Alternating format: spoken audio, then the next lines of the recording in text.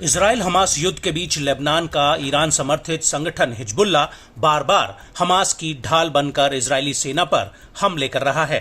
एक तरफ हमास के लड़ाके इजरायली सेना के टैंकों, ड्रोन और सैनिकों को निशाना बना रहे हैं,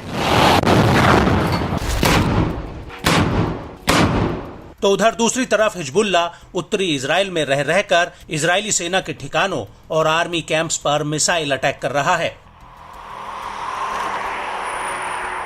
और इसी कड़ी में हिजबुल्लाह ने उत्तरी इजराइल के जरैत बैरक्स के पास इजरायली सैनिकों पर गोला बारूद दागा है। हिजबुल्लाह का कहना है कि आईडीएफ के ये जवान जरैत बैरक्स में घुसने जा रहे थे, उसी दौरान उन पर हमला किया गया। इसके अलावा हिजबुल्लाह ने रेमोत नफ्ताली सेटलमेंट में 2 इमारतों पर मिसाइल हमले किए हैं। हिजबुल्लाह ने ये हमले एंटी टैंक गाइडेड मिसाइल से किए हैं। हिजबुल्लाह का कहना है कि इन दोनों ही इमारतों में इजरायली सैनिकों ने पोजीशन ले रखी थी। हिजबुल्लाह के मुताबिक उसका हमला टारगेट पर एकदम सटीक हुआ है।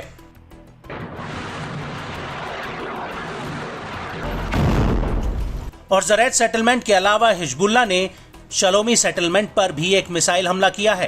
हिजबुल्लाह का कहना है कि इस हमले में आईडीएफ को अच्छा खासा नुकसान हुआ है। आपको बता दें कि शलोमी सेटलमेंट के बाद हिजबुल्लाह ने तातुआ सेटलमेंट पर भी कुछ मिसाइल और गोला बारूद दागे हैं। इसके अलावा अवीविम सेटलमेंट में भी हिजबुल्लाह ने एक बिल्डिंग पर अटैक किया है जिसमें इजरायली सैनिक मौजूद थे। और अवीविम के साथ अल मलिकिया सेटलमेंट पर भी हिजबुल्लाह ने गोला बारूद बरसाया है।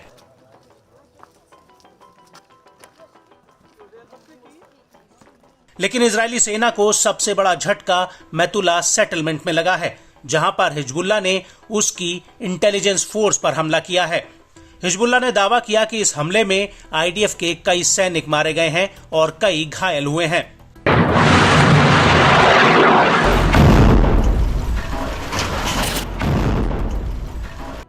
आपको बता दें कि हिजबुल्लाह के ये ज्यादातर हमले उत्तरी इजराइल पर बसे सेटलमेंट्स में हुए हैं और इन हमलों की वजह से इजराइल ने यहां से अपनी नागरिक आबादी को खाली करा लिया है। और अब हिजबुल्लाह के इन हमलों की वजह से करीब 40% सेटलर्स यहां पर वापस नहीं आना चाहते हैं। ये बयान किर्यत शमोना सेटलमेंट के मुखिया ने दिया है और इसका असर अब उत्तरी इजराइल में होने वाले तलहाए समारोह पर भी पड़ रहा है। ऐसा पहली बार हुआ है जब बीते 90 सालों में इस कार्यक्रम को रद्द किया जा रहा है।